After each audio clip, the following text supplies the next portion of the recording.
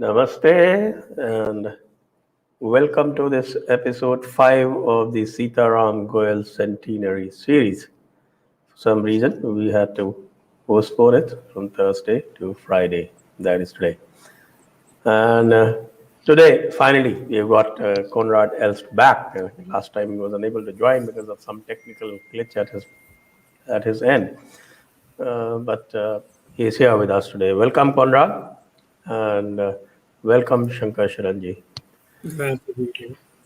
Today, the topic is the basically perversion of India's political parlance, and the focus, of course, is the leftist lingo, the leftist language, as they use it to demean others and beat others down. But I'll take advantage of Koenraad's presence today because he was unable to join last time. I think we missed some of the points that we would have got from him on Nehruism. So could you just, briefly give out your ideas of Nehruism? Because I think you listened to the whole show last time, because I could see you commenting in the chat section. So we will have that from you first before we go to the leftist lingo or the leftist language, the perversion of India's political parlance. Right. Well, before addressing Nehruism, let's first say something about Nehru himself and Sitaram Goel's relationship with Nehru. You see, he described the political situation in the 1950s when Nehru was the all-powerful prime minister with a term that was current in those years, namely Nehru's harem. You see, all the other big politicians try to please Nehru, women in a harem, and so he flattered their vanity by giving them visible jobs, by allowing to plunder the state and to, show off to their friends, their family, look how powerful I am because I'm close to Nehru. But anything really ideological, that they had to leave to Nehru himself. And so when the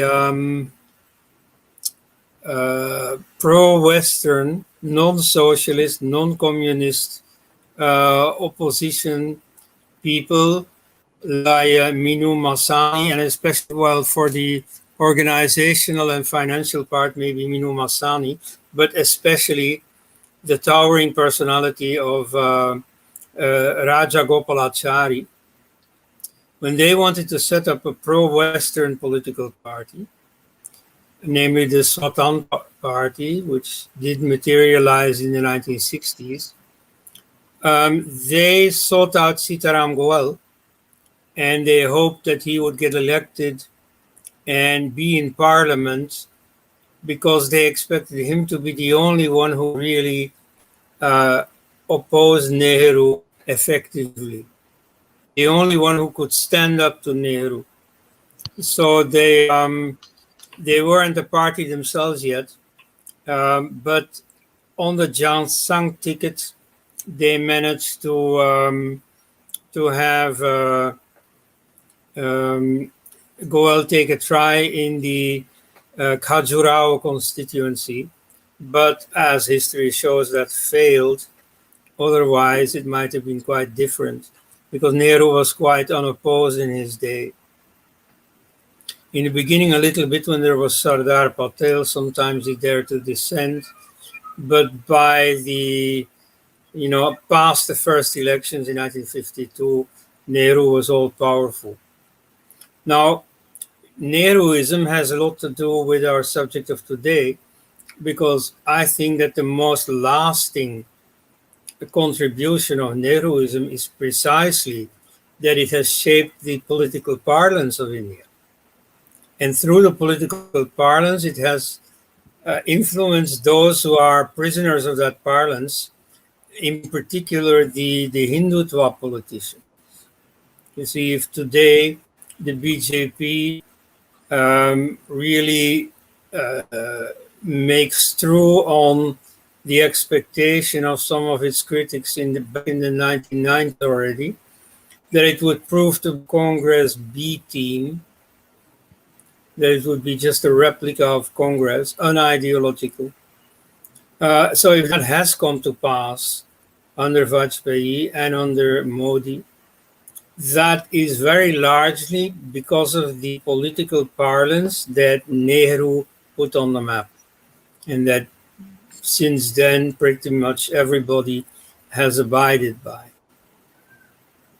So you see that therefore this book, Perversion of India's Political Parlance, it's a small book, you see, everybody, even those who have no time, do read it, because it is a very good analysis of the different stages of change in India's political parlance, which had its final turning point under Nehru, and ever since, you see, little has changed.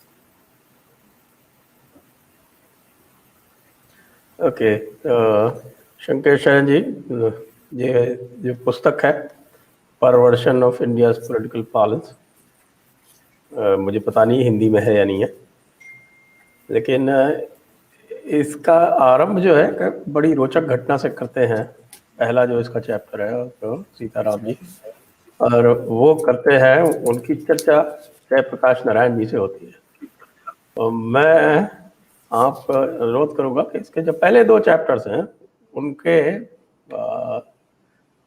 जिसको है जयप्रकाश नारायण जी के साथ चर्चा होती है, और फिर words which defy dictionaries, sources of leftist language, इस पर थोड़ा सा प्रकाश डालें। धन्यवाद संजय जी। ये पुस्तक हिंदी में तो नहीं है, लेकिन सिर्फ 60 पेज की यह पुस्तक बड़ी अनूठी है और बड़ी गंभीर और बड़ी रिच है, और मेरे ख्याल से सभी देशभक्त एक्टिविस्टों, संगठनों, संस्थाओं में इसको जरूर पढ़ाना चाहिए, चाहे वो राजकीय संस्था हो, राजनीतिक हो, शैक्षिक हो, धार्मिक हो, सांस्कृतिक हो। मैं यहाँ तक कहूँगा उनके लिए, उन खास करके जिनमें एक्टिविस्ट बेंट है, उनको तो जरूर पढ़ना चाहिए। ये मैं समझता हूँ ये इतनी रिच बुक है। वो जो आपने कहा, वो जिस घटना से वो शुरू करते हैं जब ये गोयल जी, वो 1959 की घटना है, जब वो जयप्रकाश नारायण के एक तरह से असिस्टेंट के रूप में काम करते थे। और एक दिन ऑफिस में उनके पास कोई आरएसएस के व्यक्ति मिलने आए, नेता सीताराम गोयल जी से, और उनको कहा कि जेपी को आरएसएस के एक शिविर में वो ले जाना चाहते हैं। तो उनको सीधे मिलने की हिम्मत नहीं हुई, तो उनको लगा कि ये शायद सीताराम गोयल ये काम करवा सकते हैं। सीताराम गोयल ने कहा कि ठीक है, मैं कोशिश करूँगा। तो उन्होंने जेपी से बात छेड़ी, तो सुन करके जेपी को इतना झटका लगा कि इतनी, जिसको कहते हैं अनुचित और जुगुप्सापूर्ण, घृणित बात वो कैसे मुझसे कह सकते हैं। तो उन्होंने कहा भी कि तुमको मालूम है कि मेरा कोई स्टैचर है देश में। तो सीताराम गोयल ने कहा मुझे मालूम है। तुमको मालूम है कि मैं क्या सोचता हूँ? उन्होंने कहा मुझे मालूम है, लेकिन फिर भी मैंने चांस लेने का सोचा। क्यों? क्योंकि इसीलिए कि आपके जैसा व्यक्ति जो कि बौद्धिक भी है, राष्ट्रीय आंदोलन का नेता रह चुका है, आज भी राष्ट्र के निर्माण में लगा हुआ है, और दूसरी तरफ एक संगठन है, वो भी राष्ट्रवादी विचारों का है, वो भी एक काम में लगा हुआ है, उसने बहुत कष्ट उठाए हैं, उसको बड़ी लांछना झेलनी पड़ी है। तो मुझे लगता है कि ये उसके प्रति अन्याय है कि आप निराधार उसके बारे में ऐसी धारणा रखें।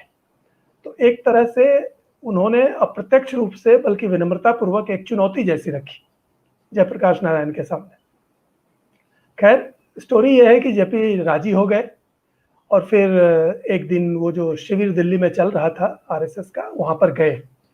वहाँ गए तो जो उनका उस जमाने का यूजुअल फेयर था, जो उनकी परेड थी या उनकी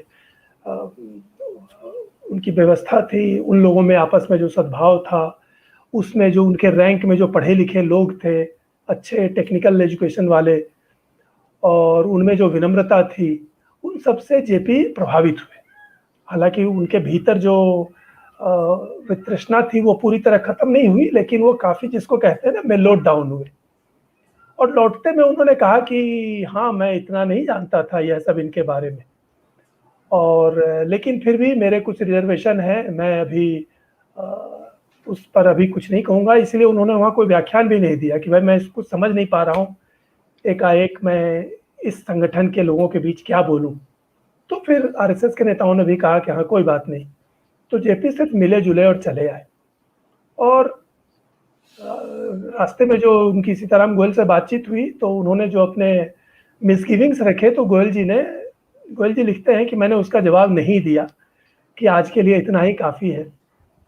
लेकिन वो इस स्टोरी को अंत में यही लिखते हैं, जब वो दूसरा अध्याय शुरू करते हैं तो यही लिखते हैं कि मैंने ये प्रसंग क्यों रखा।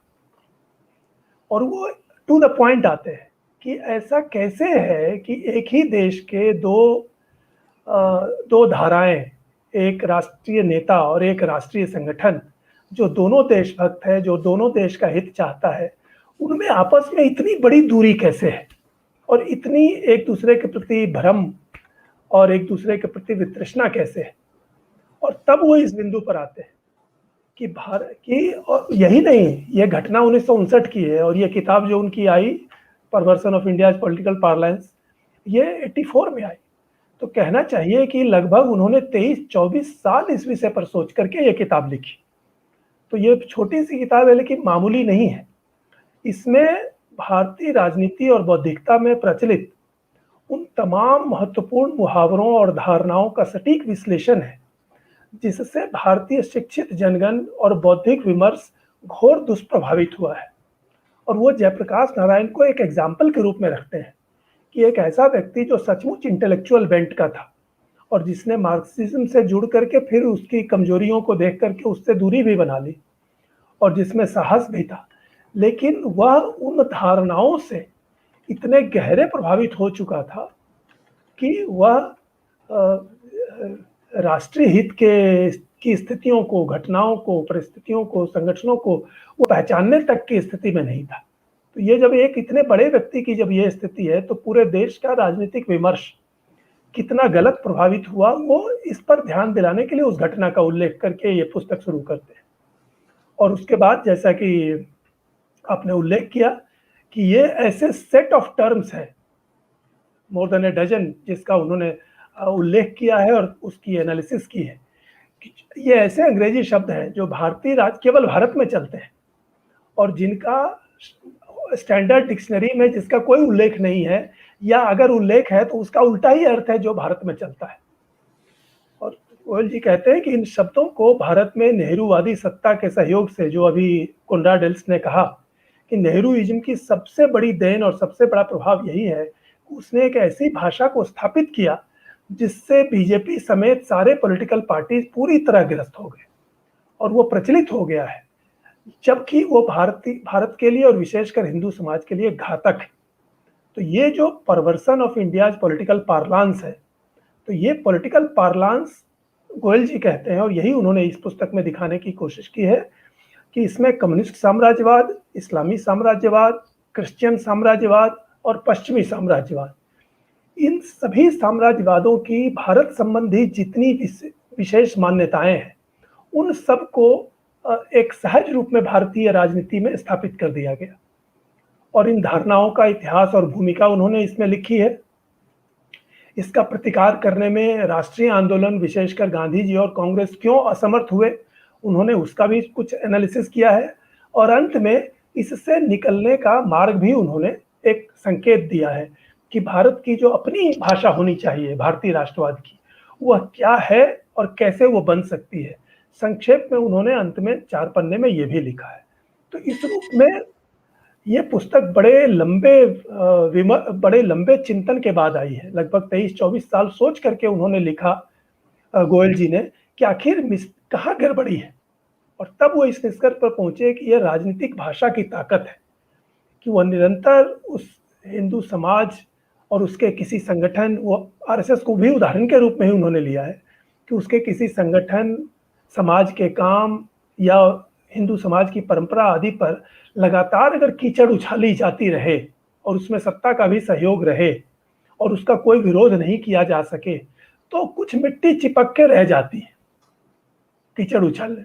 तो वो आरएसएस पर भी चिपक के रह गई है, हिंदू समाज पर भी चिपक के रह गई है, हिंदू परंपराओं पर भी चिपक कर रह गई है। क्यों? क्योंकि उसे साफ नहीं किया गया। तो ये जो आपने कहा कि वो जो दूसरा चैप्टर है उसमें उन सेट ऑफ टर्म्स का उल्लेख है, और जिसके बारे में गोयल जी कहते हैं, और हम और आप कोई खुद भी चेक कर सकते हैं कि उसके अर्थ शब्दकोश से बिल्कुल भिन्न बल्कि उल्टे जैसे हैं।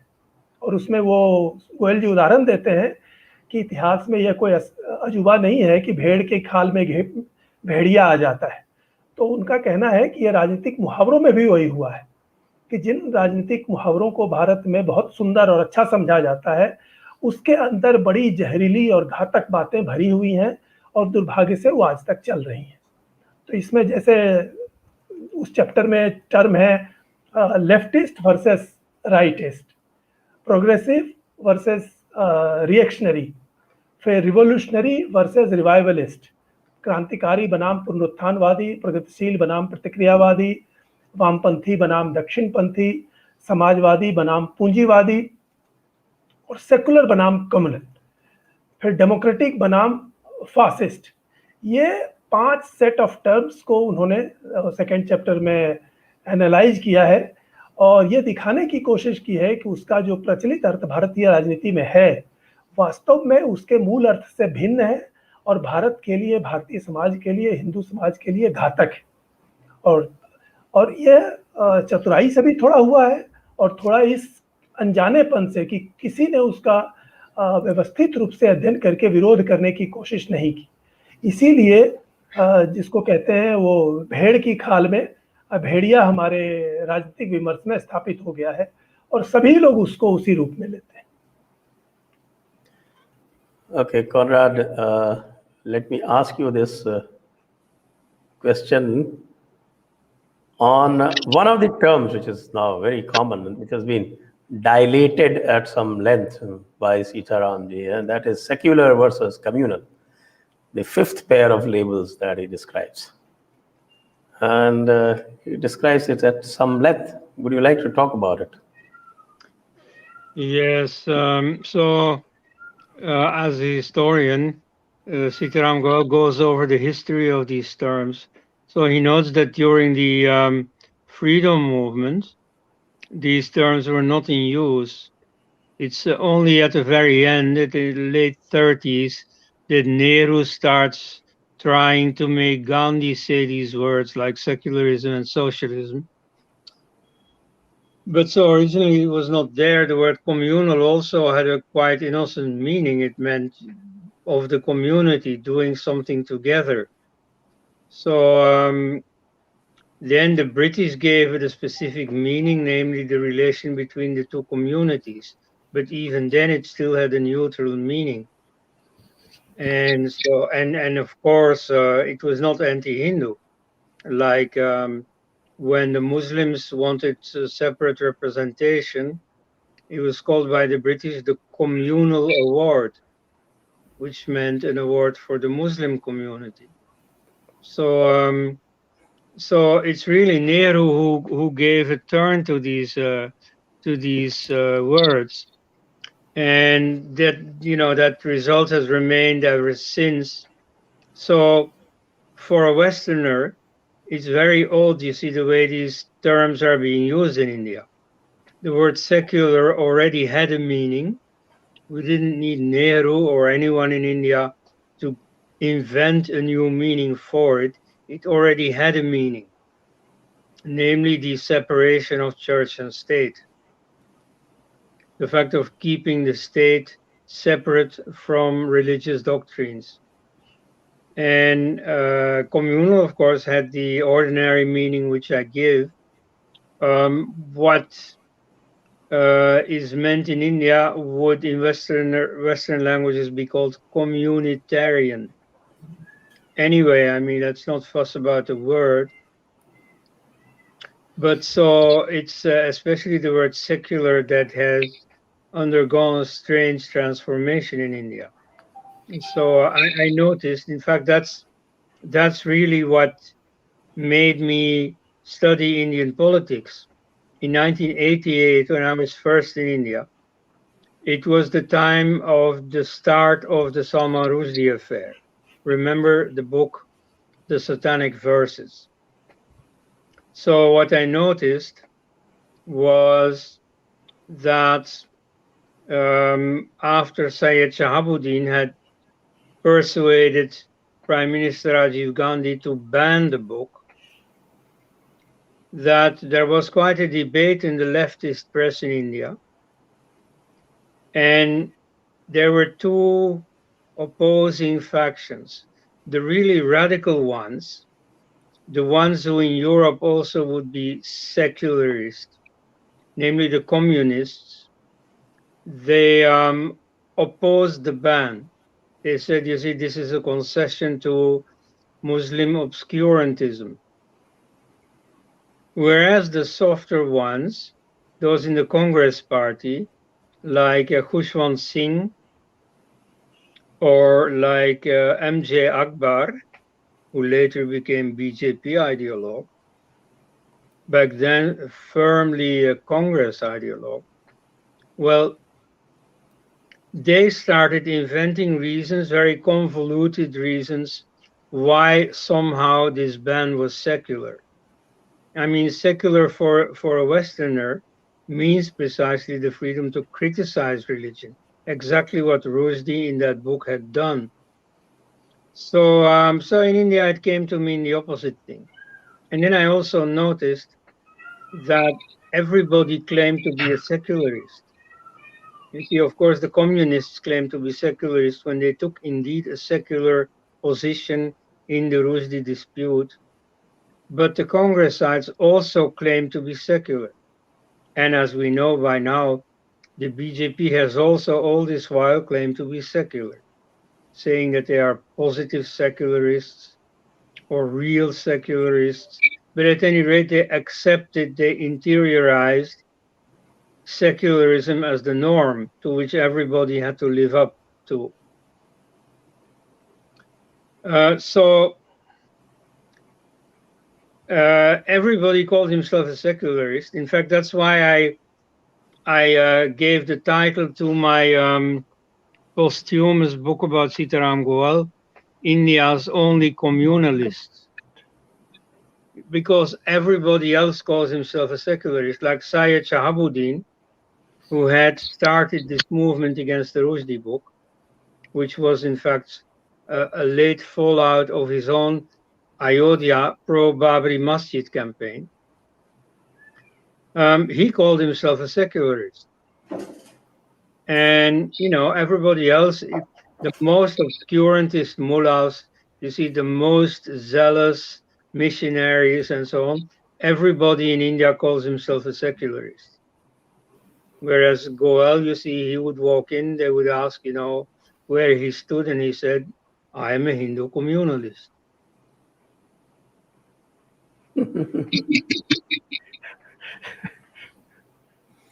So communalist really was what used to be called nationalist in the day when the Hindu society was still considered the nation. You see, the Muslims in India were considered a leftover, a colonial leftover of the time of Muslim domination, which was very much a foreign domination, even though in later generations, the Mughal rulers especially had been born in India because they had lost their original territory in Central Asia. And, you know, but nevertheless, they felt like foreigners in India. They described how they despised India. They kept a foreign language. You see, like the Mughal dynasty originally spoke Turkic. And so if they had to change language, they could just as well have taken to Hindi. But they didn't, they spoke Persian. And Persian remained an official language until the fall of the Mughal Empire. So they very much felt and behaved like foreigners. So it made perfect sense to see the Muslim community as a leftover of a colonial dispensation. Now that changed, and so a distinction was made, and it was in fact immediately accepted by the budding Congress. A distinction was made between Hindus and Indians. And so from that time dates the classification of Hindu society as the Hindu majority and the Muslim remnant of foreign imperialism as the Muslim minority. So there you already see the meanings shifting and the current parlance finding its place. You see, it's essentially, in his sketch of history, it mainly starts with the mutiny in 1857. It is from then onwards that the British start meddling in the Indian situation, but also many Indians take to British ways. You see the British as an example and so on. And so this parlance, which is all Western, like secularism is a purely Western term with a Western history, was taken over in India, and partly by simply the foreignness. You see, many nuances were lost in translation, as they say. And so they took on a life of their own in the Indian setting. And then that was worsened by the entry of communists onto the scene, and especially by an influential trendsetter like Nehru.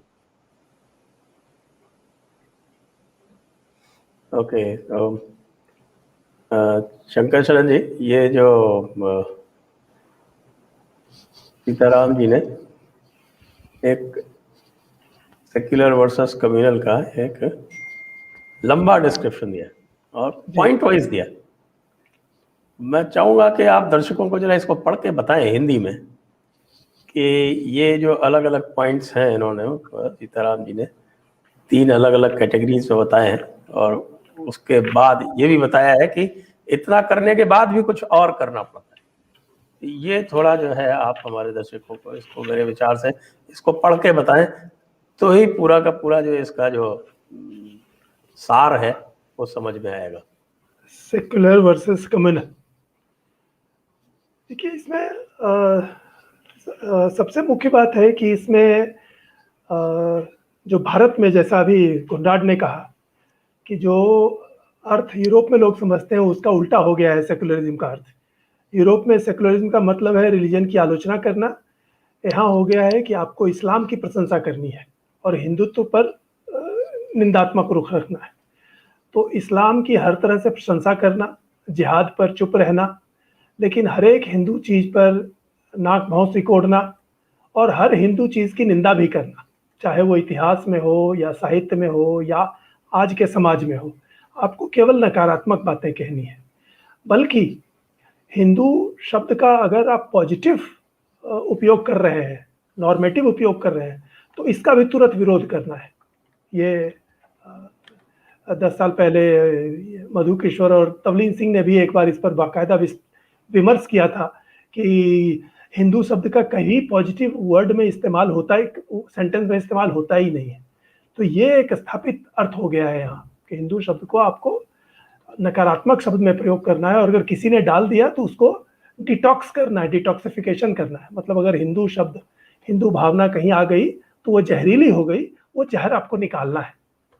फिर हर एक दंगे का दोष आपको हिंदुओं को देना है।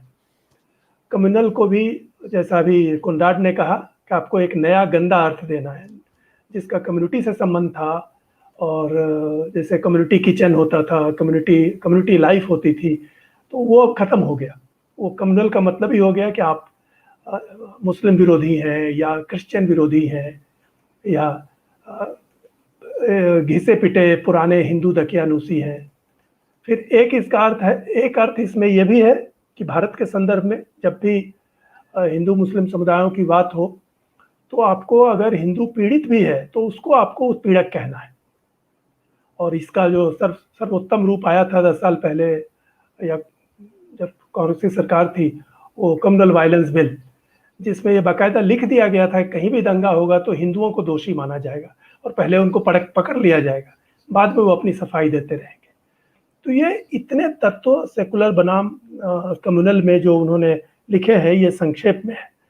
तो वही गोयल जी कहते हैं कि सेकुलर का जो डिक्शनरी में अर्थ है वो है कि राज्य को अपने शिक्षा में, नीतियों में धर्म से अपने आप को अलग रखना चाहिए।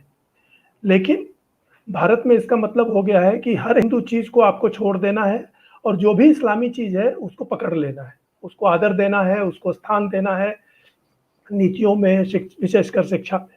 तो ये यहाँ पर सेकुलर का अर्थ हो गया है, गोयल जी ये लिखते हैं।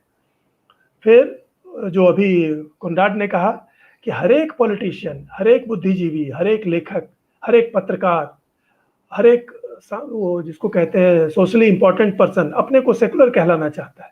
कोई अपने आप को कम्युनल कहलाना नहीं चाहता, क्योंकि कम्युनल शब्द के साथ एक गंदगी जोड़ दी गई है।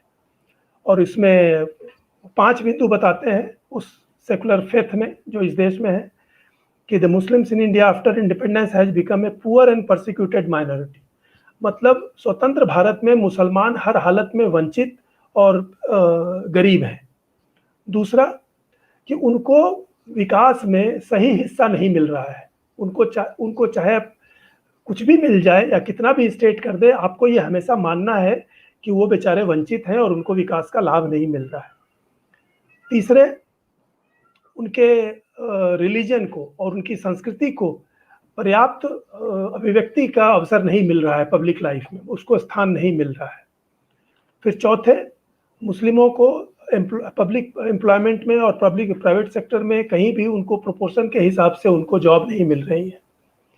और ये जो हिंदुओं का जो सब जगह वर्चस्व है, विशेषकर सिक्योरिटी फोर्सेस में, ये कुल मिलाकर के हिंद मुसलमानों के लिए अपमानजनक है और उनके लिए हीन अवस्था का परिचायक है। तो ये 5 बिंदु इस देश में आर्टिकल ऑफ फेथ हो गए हैं राजनीति में। और हर एक तरह के नेता, खास करके जिनको लिबरल सेकुलर कहते हैं, वो इसको दोहराते रहते हैं। और इसीलिए फिर हिंदू पॉलिटिशियनों के लिए वो कहते हैं कि वो 7 बिंदु हैं जो उनको एक्सेप्ट करना है हिंदू पॉलिटिशियन को या लेखक को। पहला यह कि उसको ये कहना होगा सारे हिंदू पॉलिटिशियन को, अगर वो सेकुलर है तो, और लेखक अगर वो अपने आप को सेकुलर कहलाना चाहता है तो उसको कहना होगा कि इस्लाम सामाजिक समानता और मानवीय भाईचारे का रिलीजन है, बस बिना किसी डाउट के उसको यह कहना होगा।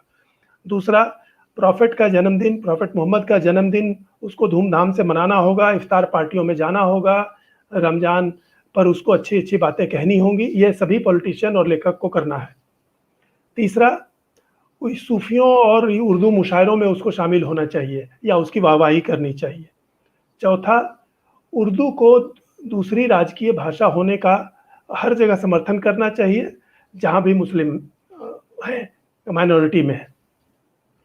और जो भी इस्लामिक आर्ट और आर्किटेक्चर के नाम पर बताया जाता है, चाहे वो बगीचा हो, चाहे वो कब्रगाह हो, उसको कहना हो, या फिर मुस्लिम ड्रेस हो या उनके तौर तरीके हो, उसको आपको एडमायर करना है। वाह वाह वाह, ये कितनी अच्छी बात है। और 7वां, हर हालत में किसी हिंदू लेखक और राजनीतिज्ञ को इजराइल की निंदा करनी है और अरब देशों की वाहवाही करनी है।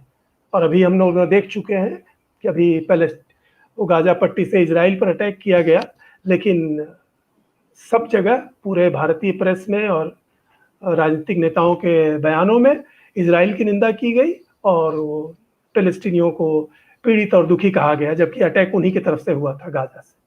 तो ये इसी तरह से फिर उनके बिंदु हैं कि आपको कहाँ पर चुप रहना है।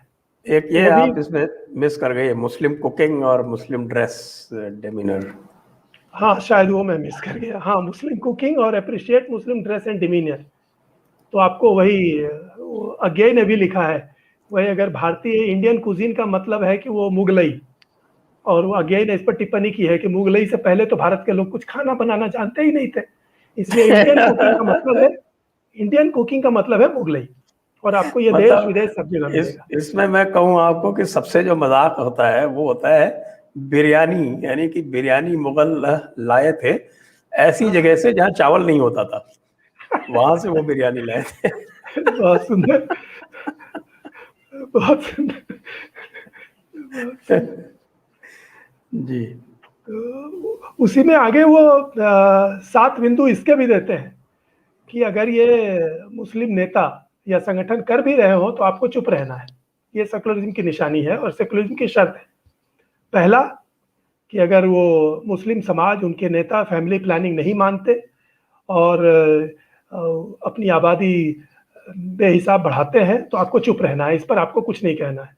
आप अति आबादी की चर्चा कर सकते हैं लेकिन इंडिया की कर सकते हैं, आपको स्पेशली उनकी चर्चा नहीं करनी है। दूसरा, वो अपने बच्चों को आधुनिक शिक्षा नहीं देते हैं और मदरसों में ही पढ़ाते हैं और इससे पीछे रह जाते हैं, तो आपको इस पर चुप रहना है, कुछ नहीं कहना है कि वो ऐसी शिक्षा क्यों दे रहे हैं मध्ययुगीन अरब वाली। तीसरा, वो अपनी स्त्रियों के साथ, मुस्लिम अपनी स्त्रियों के साथ जो भी व्यवहार करते हैं, उनको पर्दे में रखते हैं, एक साथ 4 औरतें रखते हैं, उनको जब चाहे तलाक दे देते हैं, जो भी करते हैं उस पर आपको चुप रहना है, आप उस पर कुछ नहीं बोल सकते। फिर वो पॉलीगैमी, वो एक साथ 4 बीवियां रखें और तलाक दे दे करके चाहे 50 ले आए, आपको इस पर कुछ नहीं कहना है, ये सेकुलरिज्म है। पांचवा, कि किसी भी नाम पर वो अगर सड़क पर दंगे करते हैं और आगजनी करते हैं, चाहे वो अमेरिका में किसी ने बयान दिया हो, चाहे फ्रांस में किसी ने कुछ किया हो, कार्टून बनाया हो, या यूरोप में किसी ने कुछ किया हो, उसके लिए यहाँ पर श्रीनगर से लेकर के पूना तक और बंबई से लेकर के लखनऊ तक अगर कोई आग लगा रहे हैं तो आपको इस पर कुछ नहीं कहना है, ये सेकुलरिज्म की शर्त है। और फिर और उसमें वो भी जो उस जमाने में होता था कि अगर भारत पाकिस्तान मैच में भारत अगर हार जाता है तो आपको उस पर दुखी नहीं होना है और पाकिस्तान अगर जीतता है तो उस पर आपको सेलिब्रेट करने में आपको आपत्ति नहीं होनी चाहिए। और ये गुजरात से लेकर के कई जगहों तक, बिहार तक, इस पर कई बार हिंदू बेचारे मार खा चुके हैं और गालियां सुन चुके हैं। तो ये उस जमाने की बात थी, कहा नहीं जा सकता आज क्या है। तो 7वां, invite and protect infiltrators and terrorist from across the borders. अगर बांग्लादेश से, पाकिस्तान से, अफगानिस्तान से या इवन अरब से अगर वो टेररिस्ट आते हैं सिविल नागरिकों का रूप बनाकर या घुसपैठ करके, तो आप और उनको अगर जगह मिल जाती है यहाँ अपने समाज में और वहाँ छिप करके वो अपने सारे काम करते हैं, तो इस पर भी आपको नहीं बोलना है। तो ये 7 बिंदु हैं जिस पर हिंदुओं से आशा की जाती है कि वो चुपचाप रहें और तभी उनको सेकुलर माना जा सकता है।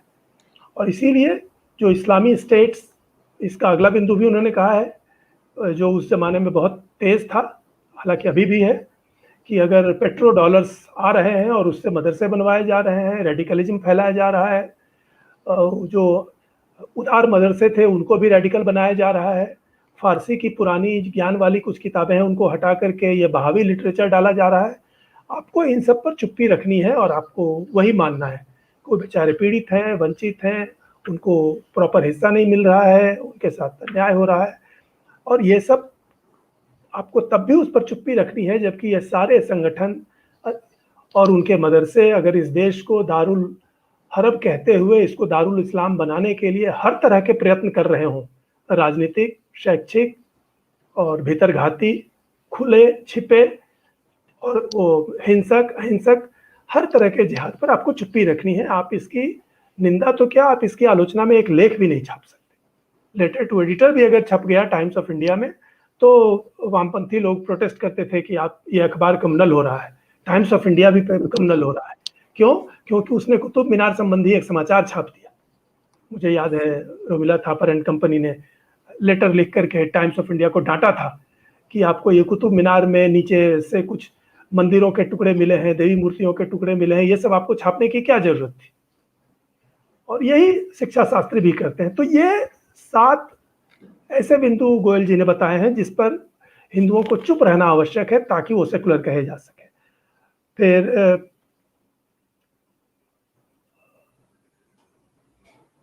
वो वही बातें कहते हैं जो अभी कोनराड इतना भी पर्याप्त नहीं है, आपको इतना भी कह रहे हैं कि पर्याप्त नहीं है, आपको पूरी तरह से एंटी हिंदू दिखना पड़ेगा तभी आप सेकुलर कहलाएंगे। हाँ, आपको मनुस्मृति की निंदा करनी है, आपको वेदों की निंदा करनी है, बल्कि पाठों में पढ़ाया जाता है वेदों के बारे में, बाकायदा हिस्ट्री की किताबों में पढ़ाया जाता है कि वो बड़ी एक तरह से गुंडागर्दी की चीज़ है कि जिसके जुल्म से लोग तक कराह रहे थे। और उसी किताब में इस्लाम और अरब साम्राज्य का गुणगान 50 पेज में मिल जाता है, जिस किताब में ये लिखा हुआ है कि वेद जो थे वो मानो बदमाशी के मैनुअल थे, जिसकी जकड़ में लोग त्रस्त हो रहे थे, वही किताब प्रोफेट मोहम्मद और अरब साम्राज्यवाद का गुणगान करती है। और ये देश में पढ़ाया जा रहा है दशकों से। तो ये सब है। और बाकी वो जो अभी कोनराड ने कहा कि कम्युनल शब्द जो एक मधुर शब्द था भारत में, community kitchen, community life, community living, तो उसको बदल करके वो सांप्रदायिक कर दिया गया, जिससे कोई अपने आप को ये कम्युनल नहीं कहलाना चाहता है। और सीताराम गोयल अकेले व्यक्ति थे जो कहते थे कि हाँ, yes I am Hindu communalist. तो ये सेकुलर बनाम कम्युनल वाला आपने अच्छा किया कि इसको अपने विस्तार से कुछ इसके बिंदु रखने के लिए कहा, क्योंकि बाकी पांचों सेट जो है वो रिलेटिवली अभी पुराने पड़ चुके हैं और वो करेंसी में नहीं है। जैसे revolutionary, progressive, reactionary, leftist, rightist अभी भी चल रहा है, लेकिन उसमें मजेदार बात है कि सेंटर क्या है इसका कहीं डेफिनेशन नहीं है। और इसीलिए लेफ्ट और राइट की पूरी धारणा मनमानी हो जाती है। एक ही चीज बच रहती है कि जो लेफ्टिस्ट है वो सम्मानित है और जो राइटिस्ट है वो घृणित है। तो ये जिसको गोयल जी ने कहा कि ये कीचड़ फेंकते रहने से वो कुछ कीचड़ चिपक के रह जाती है, तो वही हुआ है इन शब्दों के साथ। और ये बड़ी मूल्यवान ये एनालिसिस है, छोटी सी पुस्तक। और मुझे तो लगता है कि जैसा मैंने कहा कि आपके एडमिनिस्ट्रेटिव सर्विस की ट्रेनिंग जो इंस्टीट्यूट है उन सब में को भी देना चाहिए कि उनको कम से कम इन शब्दों के बारे में कुछ बेसिक जानकारी हो। नहीं तो वो सीधे साधे लोग लंबे समय तक चकमा खाते रहते हैं कि कोई लेफ्टिस्ट है तो जरूर भला आदमी है, जबकि पूरे लेफ्टिज्म का, कम्युनिज्म का भारत में इतिहास है कि उन्होंने इस पुस्तक में दिया भी है। बल्कि सच पूछिए तो संयोग से ये पुस्तक आधे से अधिक लेफ्टिस्ट लैंग्वेज पर ही है। और जैसा कोनराड ने शुरू में ही कहा कि नेहरू जी ने उसको स्थापित कर दिया पूरे देश में, इसीलिए वो अभी भी रेलिवेंट है। और लेफ्ट और राइट और लेफ्टिस्ट लैंग्वेज का इतिहास, उसकी देन तो वो शुरू से लेकर के वो एम.एन. राय 1920 से लेकर के भारत विभाजन और चाइना वार तक वो दिखाता है कि कम्युनिस्ट बार बार उन्होंने प्रमाणित किया है कि वो एंटी नेशनल है, एंटी इंडिया है, एंटी हिंदू है। लेकिन क्या कमाल की बात है कि एडमिनिस्ट्रेटर हो कि एडिटर हो कि इंटेलेक्चुअल हो कि पॉलिटिशियन हो, सभी लोग लेफ्टिस्टों को समझते हैं कि वो तो जिसको वीपी सिंह ने कहा था, दे आर नेचुरल एलाइज, मतलब वो तो हर एक भले काम के नेचुरल एलाई है। तो ये राजनीतिक भाषा की ताकत है। और अटल बिहारी वाजपेयी ने भी कई बार कम्युनिस्टों की प्रशंसा की है, बल्कि उन्होंने तो यहाँ तक कहा कि मेरे लिए तो नेचुरल जगह वही थी, मैं तो अगर इसमें नहीं आता तो मैं तो एआईएसएफ और सीपीआई में ही रहता। और जैसा हमने पहली किताब में, गोयल जी की पहली किताब में चर्चा की, उसमें उल्लेख है कि जब गोयल जी वाजपेयी जी से मिलना चाहते थे तो पार्टी ऑफ जनसंघ ऑफिस में उनको कहा कि आपको उनसे मिलना है तो आप कम्युनिस्ट पार्टी के ऑफिस चले जाइए दोपहर के बाद किसी दिन, वो वहीं रहते हैं। तो उनके सारे दोस्त कम्युनिस्ट थे।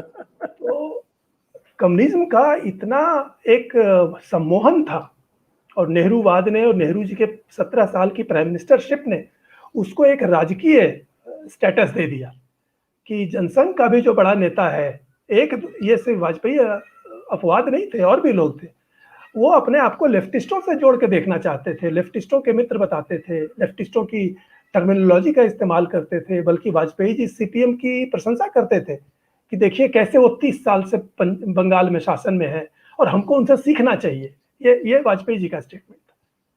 तो कम्युनिस्टों का जो पूरी देन है भारत में, उस पर पर्दा डाल करके लेफ्टिस्ट लैंग्वेज को ये इज्जत मिलना कि जो उनका सबसे इसको क्या कहा जाए, कड़ा प्रतिद्वंदी माना जाता है, सबसे कटु विरोधी माना जाता है, वो भी उसी की लालसा करे, ये उस वामपंथी भाषा की जीत का और उसके स्थापित होने का सबसे बड़ा प्रमाण है।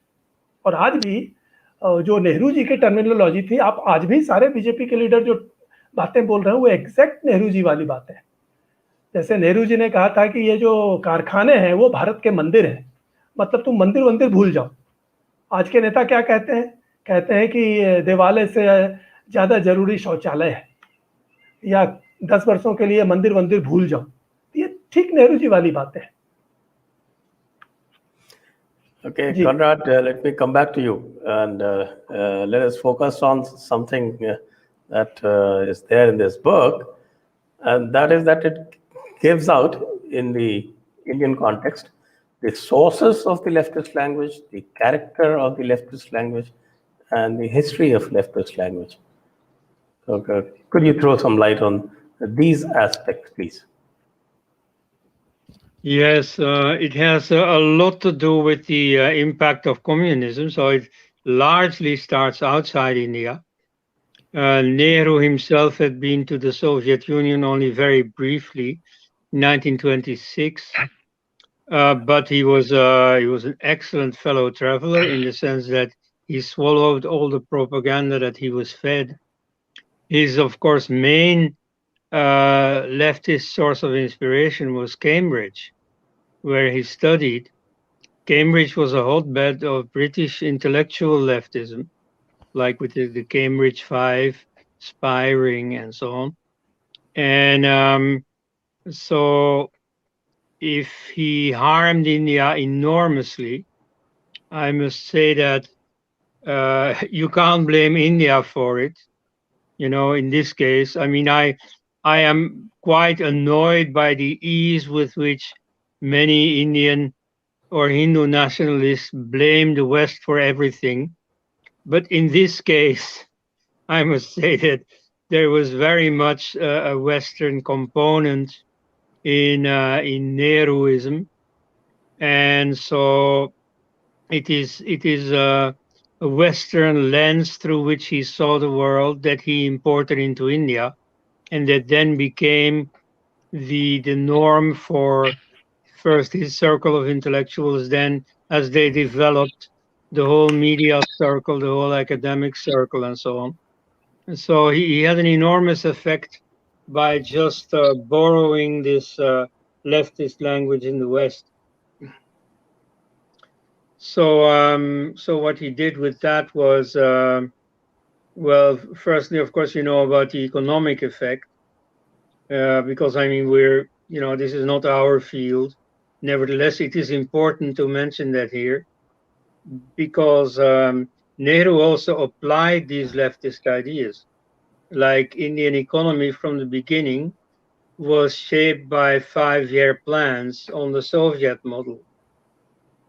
And it was very difficult to have a free economy. You know, if you had to go to Delhi to get your permits for starting a business, you were treated like a criminal.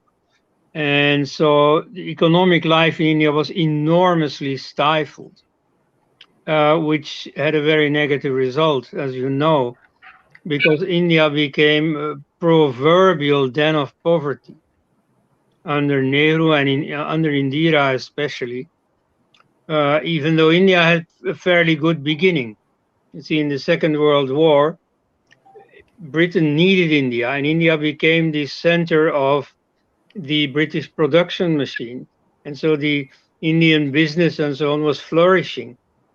And all the loans that the government um, made available or, appealed to the Indian public for, they were all fully subscribed and so on. So the Indian economy was rapidly growing after having been stifled by the British for so long. You see, suddenly it got its chance.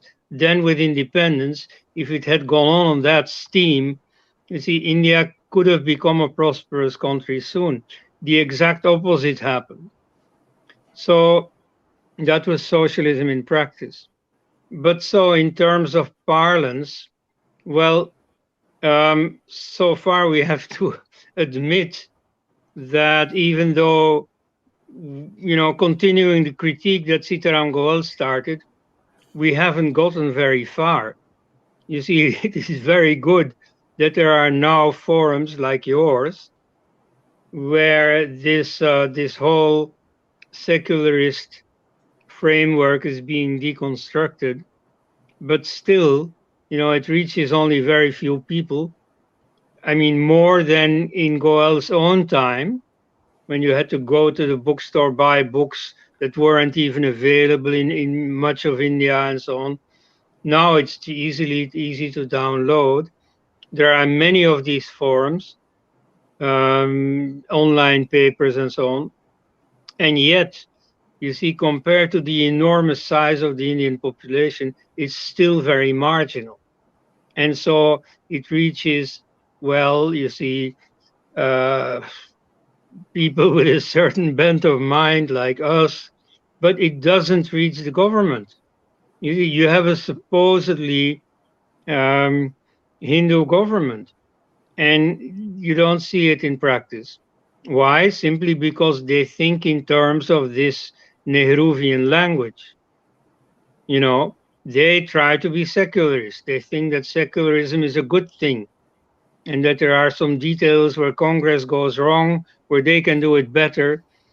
But still, they swear by secularism. Indeed, they give it the same meaning that Congress has given it. It means appeasement.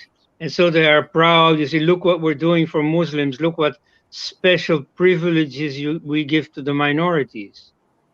Look what Christians we nominate as, for instance, the top people in the present health crisis.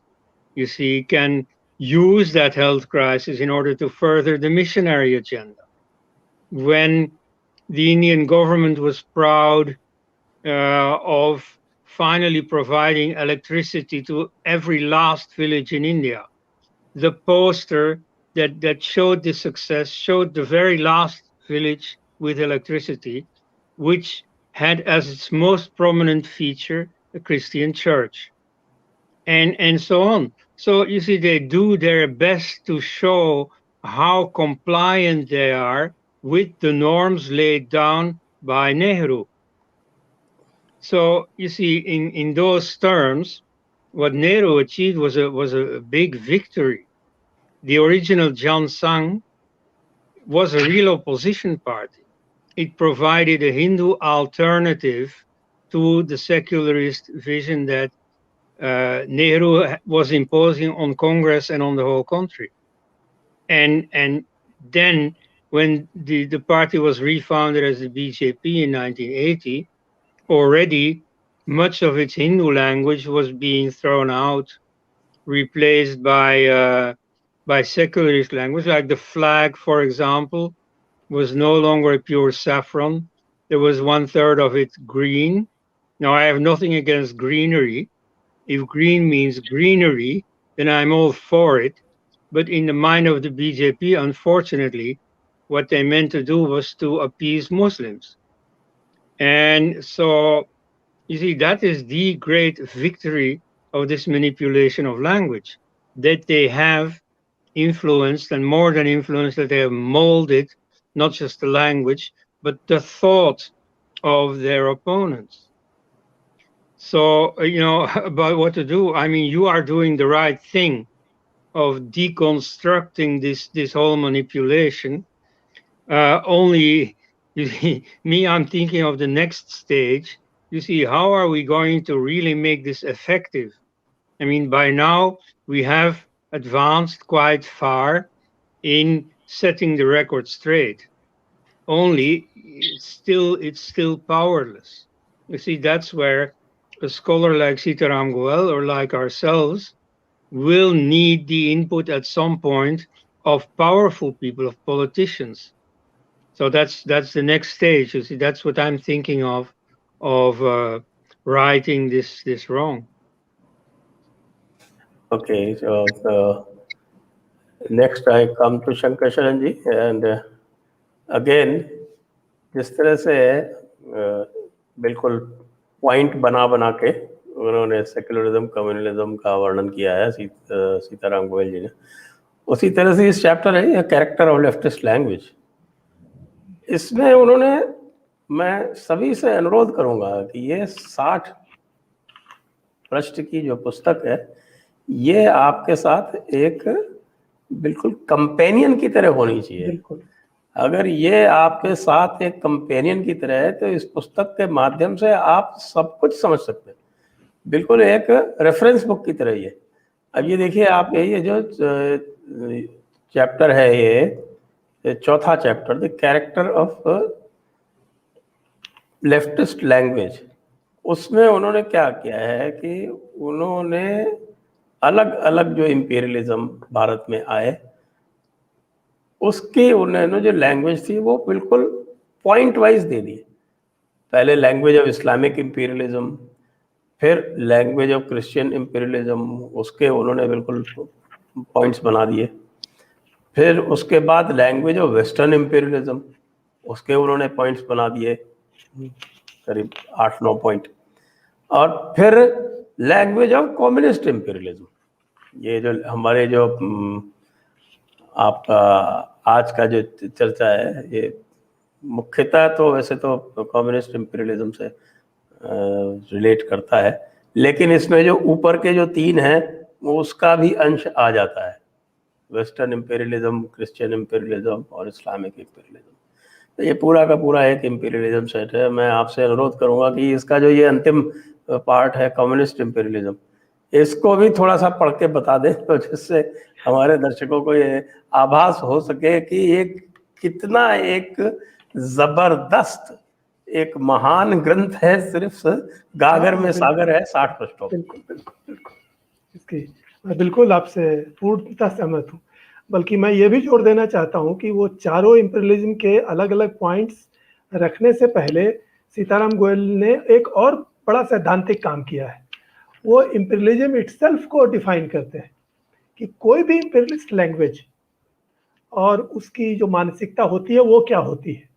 और पहले उन्होंने 8 point उसके रखे हैं कि ये ऐसे point हैं कि जिसके बाद आप खुद ही जांच सकते हैं कि कौन सी लैंग्वेज इंपीरियलिज्म की है। और उसमें वो कहते हैं कि पहला किसी भी, इसमें चारों इंपीरियलिज्म आ जाते हैं, कि किसी इंपीरियलिज्म की पहली बात यह होती है कि उसका जो सत्य है वो किसी ऐसे सोर्स से मिला है जिसको आप क्वेश्चन नहीं कर सकते हैं, इनस्क्रूटेबल, और वो सैंक्शन उनकी फाइनल है, फुल एंड फाइनल है।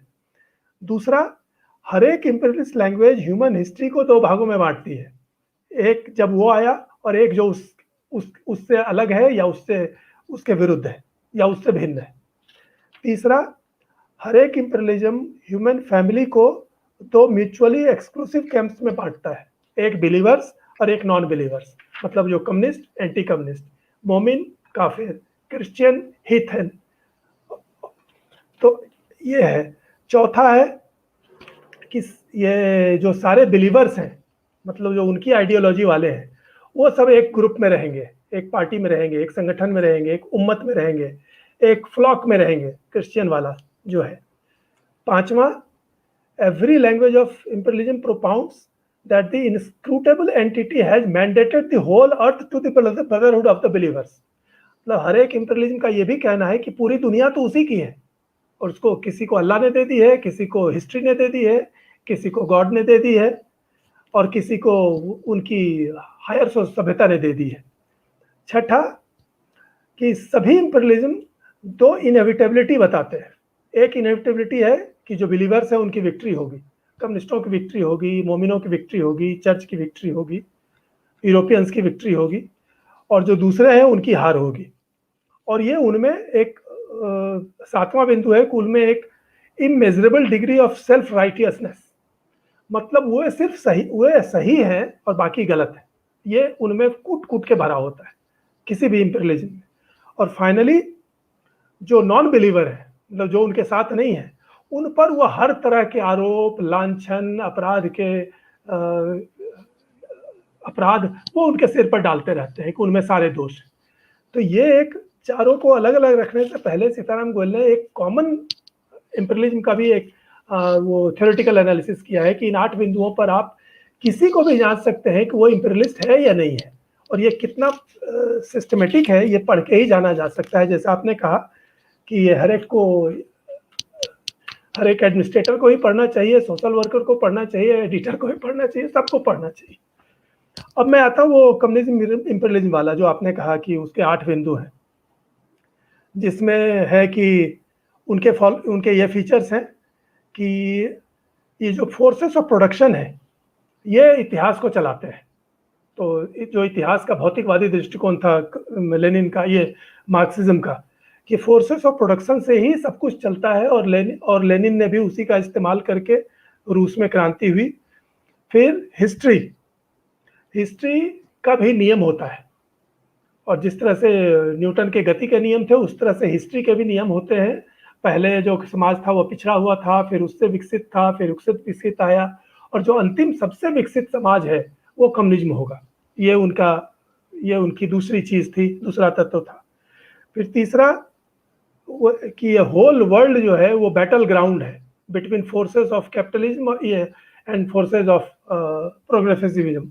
या तो कहीं फ्यूडल है, कहीं कैपिटलिस्ट है एक तरफ, और दूसरी तरफ जो रिवोल्यूशनरीज है, कहीं पर वो अगर माओ जैसा पिछड़ा हुआ है तो किसान रिवोल्यूशनरी है, और अगर इंग्लैंड जैसा औद्योगिक देश है तो वहाँ मजदूर रिवोल्यूशनरी है। तो हर जगह वो रिवोल्यूशनरी और रिएक्शनरी आपस में लड़ रहे हैं। ये तीसरा बिंदु है कम्युनिस्ट थ्योरी का। चौथा कि सभी देशों के जो प्रोलेटेरिएट है वो देशभक्त नहीं है, वो इंटरनेशनलिस्ट है। उनका कोई देश नहीं होता, जो कार्ल मार्क्स ने कहा था कि मजदूरों का कोई देश नहीं होता। इसलिए देशभक्ति जो है वो बुर्जुआ सेंटिमेंटलिज्म है, और इसीलिए भारत के कम्युनिस्ट रशिया के लिए या चाइना के लिए गर्व से लड़ते थे, और अपने देश के भीतर घात करने के लिए, इसका विध्वंस करने के लिए वो अभी भी तैयार रहते हैं माओइस्ट लोग। उसका कारण यही है, चौथा विश्वास है कि जो प्रोलेटेरिएट है, रिवोल्यूशनरी है, वो सारी दुनिया का एक पार्टी है, एक ग्रुप है, उसका सारी दुनिया उसकी है, इसलिए कोई देश उसका नहीं है। फिर वह पांचवा वही, history has mandated the whole earth including India to the Communist International. Communist International दुनिया की मालिक है, इसलिए वो भारत की भी मालिक है। इसलिए भारत में वो कम्युनिस्टों को बताएगी कि क्या करना है क्या नहीं करना है। तो 1920 से लेकर के लगभग 70s 80s तक, वो 70s तक चला। जब ये चाइना और रशिया में ज़्यादा तोड़फोड़ हो गई तो फिर धीरे धीरे ये लोग कम हुए, लेकिन अंत तक, जब तक सोवियत यूनियन था तब तक सीपीआई सोवियत यूनियन से गाइडेंस लेती थी और सीपीएम चाइना से लेती थी। तो ये कम्युनिस्ट इंटरनेशनल का डायरेक्टिव उन पर लागू होता था। कम्युनिस्ट इंटरनेशनल नहीं रहा तो फिर सोवियत यूनियन का या चाइना का। सातवां, history has propounded and outmoded all existing political, social, cultural, economic institutions in India.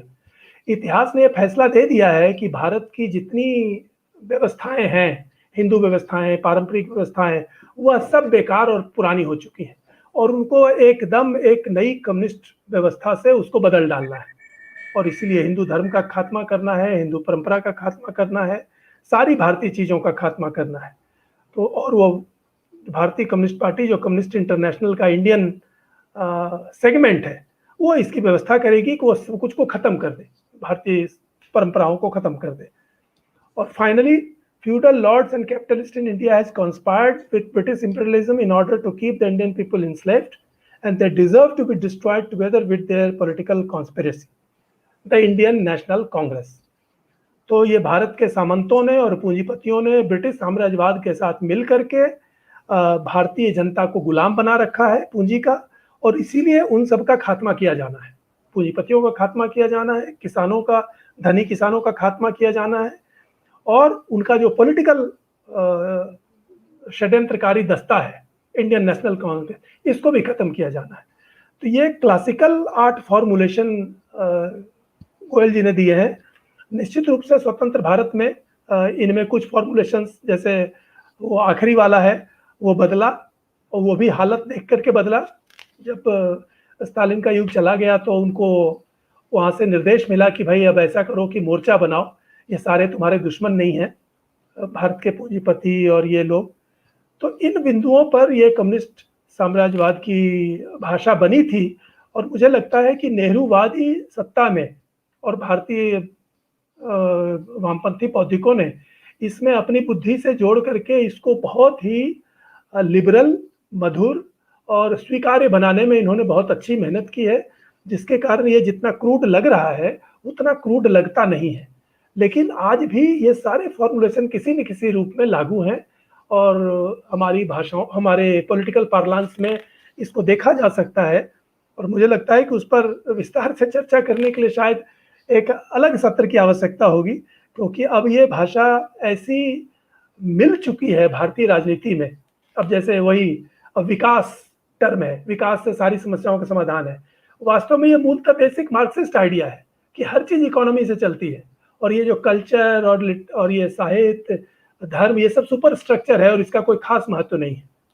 तो इस तरह से सारी चीज़ें इस कम्युनिस्ट लैंग्वेज ने भारत की राजनीतिक और बौद्धिक पूरी व्यवस्था को अपनी जकड़ में ले लिया है।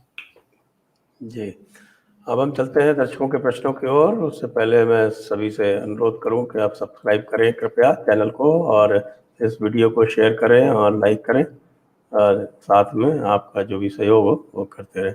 प्रश्नोत्तर। Press the bell icon on YouTube and don't miss another update.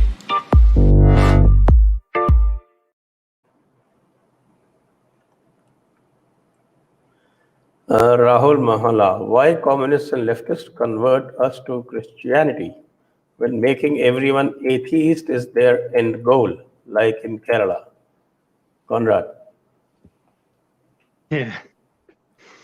Well, yeah, that is indeed very strange. This combine of communists with missionaries and mullahs. I have no knowledge of them actually going out to convert us, though they greatly facilitate the work of the missionaries. Like for the famous case was the murder of Swami Lakshmananda and his assistants in Orissa, where you see many people who don't find their place in Hindu society. They try different things at the same time, like they convert to Christianity. They do petty crime like abductions, which was a real problem in that area. And they join hands with the Naxalites. And so that way it is very easy to get a cooperation between them. So some people who might have been Christian, I don't know, but who were working for the Naxalites, they did the actual killing. And so that allowed the missionaries to wash their hands off the all of to say, oh no, we had nothing to do with it. It was the Naxalites. Even though there's not much difference between them and the Naxalites, and they definitely pull the same rope when it comes to opposing Hinduism. So yeah, it's a strange affair, and but it's easy to understand. It's just that what motivates them is not the ideal of realizing communist ideals and so on. That may come later. You know, their main concern at the moment is to defeat a common enemy, which is Hinduism, which is besieged on all sides. And so they all make an alliance against it, an alliance that only will last so long as they have this common enemy. If Hinduism weakens to that extent that they don't have to fight it jointly anymore, then they will start fighting one another. Though I don't think that Hindus should happily wait for that time when they have become so irrelevant that the others don't have to gang up against them anymore. But yes, I mean, that is a possibility. Regularly, I hear Hindus predicting, oh, you see, Hinduism will have become rather marginal in 20 or 50 years at most. And then you will get like a mostly Christian South against all the Muslim areas in the north or in northern Kerala. And then you will get a Lebanon type situation. But you see, it won't be Hindus who will do the fighting by then. That, I mean, I won't speak out on, I don't have this crystal ball, but it is a distinct possibility. It's one that Sitaram Goel warned against. You know, he himself said, you see, now the disappearance of Hinduism is a real possibility. He also needed to say it because there are very many Hindus who say, and I still hear it, I still see it on Twitter and so on, who say, oh yeah, but you know, Hinduism has survived so much, you know, nothing can hurt us. We're going to come through this also. Whereas in reality, you see, Hindus in Afghanistan used to say the same thing. In East Bengal, they used to say the same thing and so on. And look what happened. So yes, it can happen in India too. Okay, let's go to the So once Hinduism is history, then of course India will probably still fall apart because the others have then found reasons to disagree with one another. Okay, next question. Siddharth Shekhar, Koenraad, I read your book Ram Janmabhoomi versus Babri Masjid, a case study in Hindu-Muslim conflict in 1989. I saw terms like Muslim Marxist nexus, etc., which I had seen on paper for the first time. You were my first political guru. My pranams. So that's an appreciation, a line of Yeah, appreciation. it was nothing special in the sense that if you look from the outside at the Indian situation, that's like quite obvious. If you look at the Indian media landscape, you can't fail to notice that Muslims, Christians, communists are taking the same view of Hinduism, firing the same salvos at Narendra Modi and so on. So, some people think of the time of the Soviet Union, for example, when communists really meant business. So they rallied the Muslims in Central Asia to rise up against the Tsar. And so to help them in conducting the revolution, they launched an appropriate slogan for it, Inkilab Zindabad, long live the revolution in Persian. But then you see, after the Moor had done his work, they immediately put them down. And mosques were not treated as harshly as Christian churches were, but still, they were put out of business essentially. And they actually managed to quite an extent in something that Hindus only dream of, namely in secularizing a serious part of the Muslim population, which is not at all being undone. In some parts of the Soviet Union, like Uzbekistan, you have seen Islam make a comeback. In other parts, much less. Like in Tajikistan, the secularization of society has in fact led to a revival of Zoroastrianism. After communism, religion did come back, but it was not so much Islam. It became the hotbed of Zoroastrian revival. Anyway, so what that shows is that communism has a history of enmity with Islam.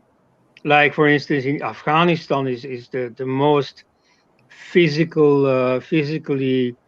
convincing case, or Iran, where, like in India, the communists made common cause with the Islamic forces. And then, just like in the Soviet Union, they had used the Muslims and then thrown them away. Now it was they who were used by the Muslims and then disposed of. Okay. There's plenty of enmity between them. It's only this formidable common enemy of Hinduism that now brings them together. Okay, let's move to the next question. Sarva Khalvidam Varma. Okay, leftists and Muslims are also made of the same Brahman as Hindus. That's what you say. They don't say that.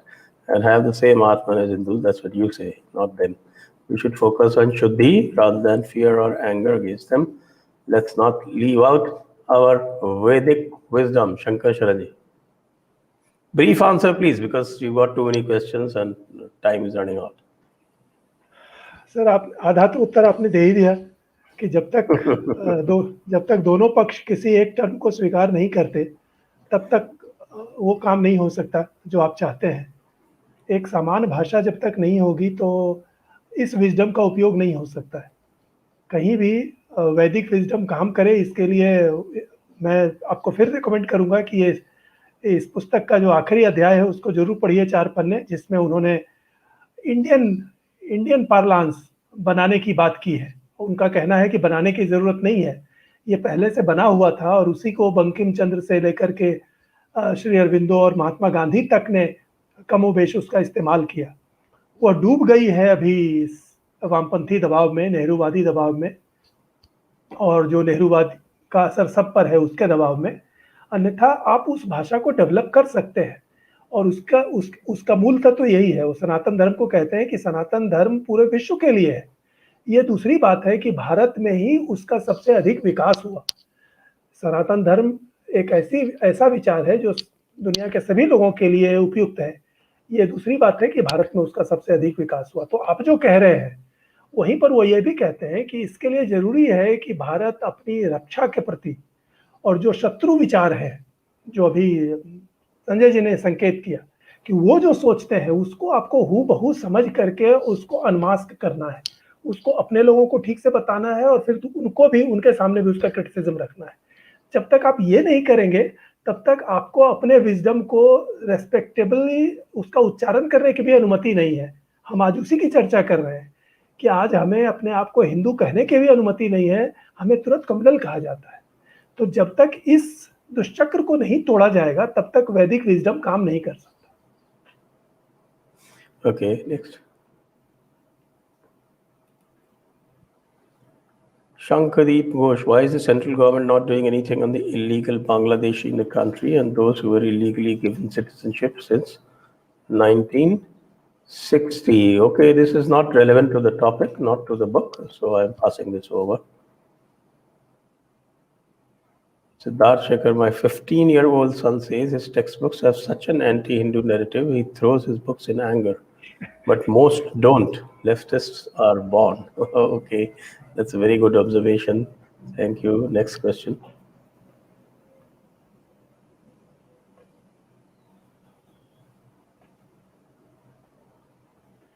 Jahangir Gotla. Since Hindus don't get special privileges outside India, then why this appeasement to minorities? High time that minorities be declared based on facts and not fiction. Shankar Sharan ji. पहली बात तो है कि जो ये minority और majority वाली जो पूरी टर्मिनोलॉजी है, यही अपने आप में एक विवादास्पद है। जब भारतीय संविधान या यूरोपीय लोकतंत्र समानता की बात करता है तो स्टेट को सिर्फ समान नीति रखने से ही सबका ख्याल हो जाता है। ये माइनॉरिटी और मेजॉरिटी वाला जो मेजॉरिटी भी शब्द सही नहीं है, बल्कि आपको ये ध्यान रखना चाहिए कि संविधान में माइनॉरिटी वर्ड है, मेजॉरिटी वर्ड नहीं है। इसलिए आप मेजॉरिटी के रूप में कोई राइट नहीं मांग सकते, माइनॉरिटी के रूप में मांग सकते हैं। ये कोनराड एल्स्ट ने अपनी पुस्तक में इस पर बहुत अच्छे से ध्यान दिलाया है कि इन इंडियन कॉन्स्टिट्यूशन आप माइनॉरिटी के रूप में आपको राइट है और इंडियन सिटीजन के रूप में राइट है, लेकिन जो नॉन माइनॉरिटी है उसके सिंगल राइट है एज इंडियन सिटीजन ओनली। तो ये जो भेद है ये अपने आप में बहुत बड़ा भेद है कि एक सिटीजन को डबल राइट्स है और दूसरे सिटीजन को, यानी हिंदू को, single right only as a citizen. तो इस माइनॉरिटी के और नॉन माइनॉरिटी के भेद को ही खत्म करना जरूरी है। ये डिफरेंस रखना ही अपने आप में अनुचित है, असंवैधानिक है और समानता विरोधी है। Next. Shankadeep Ghosh, why is Muslim and Christian narrative in India still allowed, mainly in northeast part and other states where they openly go for imperialist nature? Anyway, I'm not able to follow the question. So let's move next. Move to the next one. Who finances communists in India? Have they spread beyond reversing communism in India? Anyway, that's not again within the scope of this talk. So this is a completely different topic. I think maybe we will have a separate discussion on this sometime. Next. Rambadeshi, Koenraad sir, your book Decolonizing Hindu Mind and Karpatri ji are the red pill that every Hindu should take to understand truth of RSS, BJP, Hindutva.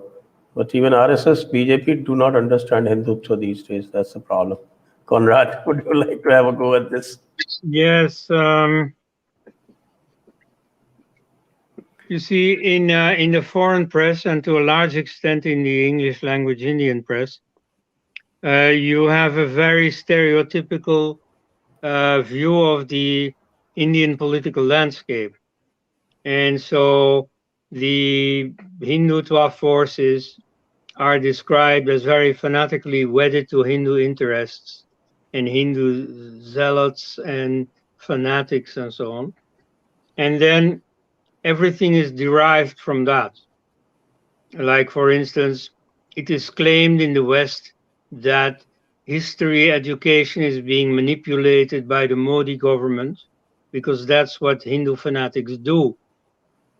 It is said that Muslims are put at a disadvantage on the labor market because that's what Hindu fanatics do. Now, none of these stories is true. And for that, of course, you have to look at what is happening on the ground in India, which is nowadays not so difficult. I mean, the journalists sitting at their desk somewhere in New York, they ought to have no problem in consulting what is appearing in Indian papers in, Swarajya and, P gurus and stuff like that. And yet, you see, they are perfectly satisfied with their narrative. So, if I tell people of the Muslim appeasement being practiced by the Modi government, they don't understand. They fall from the sky. What are you telling us? And they find it so bizarre because in the case of India, they are satisfied with this simple framework, which to some extent could historically be understood as the inertial effect of India being very distant, being relatively unimportant compared to the Muslim world and to China. Having fairly little effect on what happens in the West. But you see, it's not only that. It's not just the West misunderstanding India. No, you see, this fake narrative, they are actively being fed by those who control the bottleneck of information about India, is the secularists. So a lot of the understanding of the political situation is purely deductive. They have this image, Hindu movement means Hindu fanatics, and everything else follows from that. Now, that's not the reality, but the power of political parlance is such that it has been interiorized, not only by many Congress and communist and so on politicians, but also fatally by the Hindutva politicians themselves. So they go out of their way to prove how secularist they are and so on. They go out of their way to practice appeasement, often to help the missionaries in their efforts and so on. And all this because they think, that they are earning brownie points, that their enemies are going to tap them on the shoulder. Oh yeah, what a nice secularist you are. You see, there's never going to, because the more they tell Hindus, you are not secular enough, you are a danger to secularism, the more Hindus will do their best to be even more secular. And so that psychology has been working just fine. There's just us. But again, I really need to repeat it. We are a small minority. And so that has to change. And okay, you're doing good work in that respect. But I don't know if it will be fast enough. Okay, next question. Gauri Dani, was Nehru aware of the consequences of his perversion and subversion, that it would lead to cultural genocide of Hindus in India in future? We can see the result of this subversion today. Shankar Sharan. No I don't think, मुझे ऐसा नहीं लगता कि वो ऐसा सोचते थे. अगर आप नेहरू जी की अपनी राइटिंग पढ़ें, बल्कि मैं कहूँगा कि उस ज़माने के किसी भी कम्युनिस्ट की, वो मोहित सेन ने अपनी कहानी लिखी है, इंद्रदीप सिन्हा ने लिखी है, राज थापर ने लिखी है. तो जो उस तरह के इंटेलेक्चुअल टाइप कम्युनिस्ट थे, उन्होंने इस विश्वास में उन सब चीज़ों को स्वीकार किया था कि ये सचमुच साइंटिफिक लॉ है, कम्युनिज्म दुनिया में आने ही वाला है और ये कैपिटलिज्म ख़त्म होना ही होना है. ये इतना क्रूएल है, इतना डिविसिव है, इतना एक्सप्लॉइटिंग है कि इसको तो ख़त्म होना ही है. और कार्ल मार्क्स ने साइंटिफिक लॉ दे दिए हैं, उस लॉ का सिर्फ हमें पालन करना है और कम्युनिज्म तो आना ही आना है. तो चूंकि आना है, इनएविटेबिलिटी जो उसमें है, जो अभी मैंने कहा कि इंपीरियलिस्ट आइडियोलॉजीज की एक फीचर ये भी है कि उसको पूरा विश्वास है कि अल्लाह ने, और कम्युनिस्ट के केस में हिस्ट्री ने ये बता दिया है कि ये कम्युनिज्म आना है। तो वो इस विश्वास में ये सब कर रहे थे, अपनी तरफ से वो गुड फेथ में उन्होंने किया, लेकिन उनके गुड फेथ में ये शामिल था कि धर्म को खत्म हो जाना है, और इन इंडियन केस हिंदू धर्म को खत्म हो जाना है, और ये हिंदुओं का जेनोसाइड होगा और ये उनको मारा जाएगा कश्मीर में, बंगाल में। ये उन्होंने शायद कल्पना नहीं की होगी, और अगर की भी थी तो ये उनके लिए इमटेरियल था, क्योंकि एक ये भी होता है जिसको कहते हैं कोलैटरल डैमेज, और जिसको कम्युनिस्ट लोग कहा करते थे, और स्टालिन ने खुद कहा है कि भाई 2-4 लोगों, एक व्यक्ति का मरना ये ट्रेजेडी है, और 10-20-50 मिलियन का मरना सिर्फ एक डाटा है। तो ये भी मान लेते थे कि इतने बड़े सामाजिक परिवर्तन के काम में अगर 1-2 समुदाय खत्म हो जाते हैं, और ये हिंदू धर्म और समुदाय खत्म हो जाता है, तो कोई बड़ी बात नहीं है, क्योंकि पूरी दुनिया को तो कम्युनिस्ट बनना है। तो मेरे ख्याल से ये एक मिसकॉन्सेप्शन और एक ग्रैंड आइडियोलॉजिकल अफीम खा करके जो वो सोचते थे, उससे उनको ऐसा लगता था। ये मेरा अपना ओपिनियन है। I don't know, may be Koenraad, you would like to say something, please?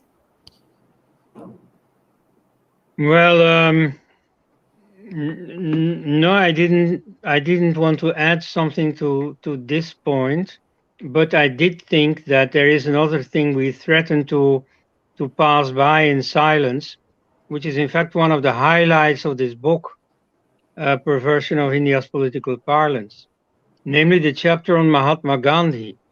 You see, he has never elsewhere dealt with that so much as here, and it's quite important, because within the Hindu movement, and in those circles that at least have the merit of not falling for the Sarva Dharma Samabhava slogan, of not favoring Muslim appeasement and so on, they go to the other extreme. And one thing particular among them is that they hate Mahatma Gandhi, that they celebrate Gandhi's murder, Nathuram Godse, and so on. Now, about that, you see, Sitaram Goel had something very important to say, I think. And for background, I may add that he was a Gandhian activist in his young days. He was 26 at the time of independence. And so he likes to see both sides. You see, he says, yes, of course, the failure of Mahatma Gandhi vis-a-vis the Muslim challenge is of Himalayan proportions. He was not true to his word when he had promised to Hindus that partition would only happen over his dead body, and then he conceded partition, which for millions of people meant the end of their life, either of the life that they knew in West Punjab mainly, or simply of their physical life. 1-2 million got killed in the event. So his failure there was enormous, especially for a man whose name is associated with ahimsa. But nevertheless, there is another side of Gandhi, namely, he was successful in motivating the masses for the political struggle for independence. You see, the original Hindutva forces didn't succeed in this. They spoke the language of politics, which is also necessary at some point. But Gandhi brought in religion, and he spoke to the minds and the hearts of the people. And so that was somewhat important. Unfortunately, that's not enough. This you can see again if you compare with the communists. They worked on the minds of the people, not on the emotions of the people. And so the communists were very successful, completely disproportionately with the small numbers that they had. Still, you see, what Gandhi did was important, was one factor of the achievement of independence. Not all of it, but an important factor. And so that's where the Hindutva movement goes wrong. You see, it imitates Western nationalism, which is clearly not what you need in India. And partly, of course, here I quote myself, of Hindu concerns, nationalism is a misstatement. You see, nationalism distorts what is important for Hindus, and even in the long run, makes the Hindu struggle ineffective. That's what we are seeing now. With this government, which is all Hindutva, the BJP has like a 60% majority, and yet they achieve so little for Hinduism. And they continue the appeasement policies that Congress used to be good at. So you see, in this respect, I mean, it's dangerous to say, okay, act like Gandhi, take Gandhi as a model. Of course, you shouldn't do that in every respect. But in this respect, yes, you see, you have to look back. You have to look back not just to Shivaji, you have to look back to Yajnavalkya. You have to look back to Dirghatamas and the other Vedic rishis. And you see, that's where the essence of Hinduism lies. And it's very important to keep that in mind when formulating the policies that are necessary to meet the challenges today. Okay, let's move on.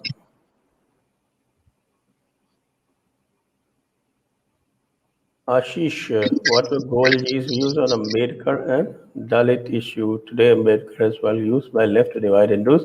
That's not the topic today, Ashish, so we will move on. Next. Dhruv Kaushik, all socialists are not scoundrels, but all scoundrels are socialists. Shri Sitaram Goel, the modern day Rishi. Also, caste and superstition are Hindu, but zero and yoga are Indian, sheer hypocrisy or leftist. Good observation. Thank you. Next. Ramakrishna said JNU is almost controlled. What about other institutes? Then about Christian missionaries, Maoist. How do you rate level of control successful by Modi government until now? I think Koenraad just answered that in the last question. Totally ineffective. Next. Ekalav Singh, rise of verbal abuses by Congresses is only revival of its original culture. As Sitaram Goel cites in his book, Nehru did the same to his own party workers in rallies. Yes, we recounted that in the last episode. Elitist, pathological hatred. Exactly. Absolutely. Next. Okay, Koenraad, why don't you debate Nilesh Oak on MB dating? Well, this is not exactly related, so if you want to take it, it's fine. Otherwise, we'll move on. Well, I do want to say something about that. And I'll stay to the subject. Watch me. First of all, I have already done a televised debate with Nilesh Oak. It was conducted by Ashish Dhar of Upward. So it's not that I don't mind. I mean, I do mind this kind of confrontation. That's okay. It was a very friendly debate, very good. But you see, on the whole, what Goelji objected to, and I entirely agree with him, is that you see many Hindus lose sight of the larger picture. And so they go into this thing, in this case, it's history rewriting, and they lose sight of everything else. Let me name two things that they lose sight of. In the case of ancient history, they lose sight of all the elements brought in by archaeology and so on. Now, in this case, Nilesh Oak is special because he even tries to rope in the exact sciences and somehow make them fit into his astronomy-based rewriting of ancient history. Still, what he does is something that very many Hindus do, namely they enormously exaggerate the ancientness of Hindu civilization. Mind you, it is an ancient civilization. It long predates the Vedas. The Vedas, if you read them, not just recite them, but read them, analyze them, they are clearly the product of an old civilization. There's a long existing culture of poetry and so on. By that time, they had thought up the idea of memorizing them so that they have stayed until our days, or stayed for 5,000 years or so. But so it is true that Hindu society is very ancient. However, you see what many amateur historians do with it, you see, that is no longer defensible. Nilesh Oak can't help it that he has the same family name as P.N. Oak, but you see, P.N. Oak was very well known to Sitaram Goel, and so he, along with other historians of his day, like R.C. Majumdar, perhaps the greatest historian of 20th century India, in dismissing this and slightly ridiculing it as essentially very harebrained, just running after this idea that India is special without looking at the data. So you see, Goel essentially really thought it necessary to take a distance from that. Once in a while, when somebody came with these ideas, he also told them to his face, if it was diplomatically feasible, that this is not going to help Hindus onwards. Hindus, they are like goldfish in an aquarium.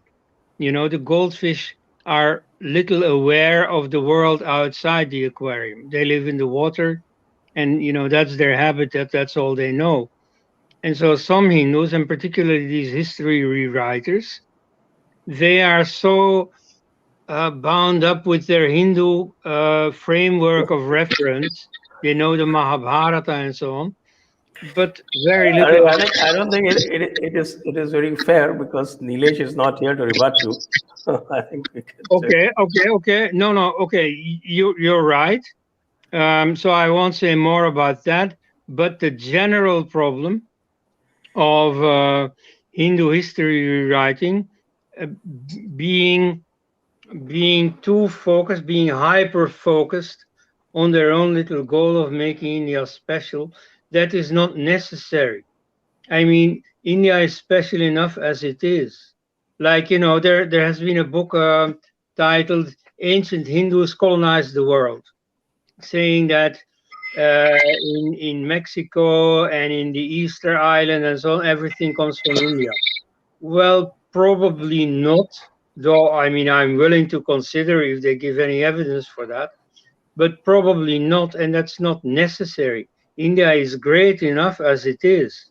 And so I think it's more useful to focus on the actual greatness of India rather than these, stories. Okay, next. Okay, so that brings us to a close of this discussion. And next on, I propose one of the greatest books that written by, or rather edited and written by Sitaram Goel, What Happened to Hindu Temples? I've had a lot of requests for that. Very good. I think so. What Happened to Hindu Temples, Volume 1 and Volume 2, we'll try and cover in one episode. That would be next, episode 6. With that, we thank everyone. Sabhi ko bahut bahut dhanyawad. Thank you, viewers. Thank you, Koenraad. Thank you, Shankar Sharan ji. Jai Hind. Vande Mataram. Namaste.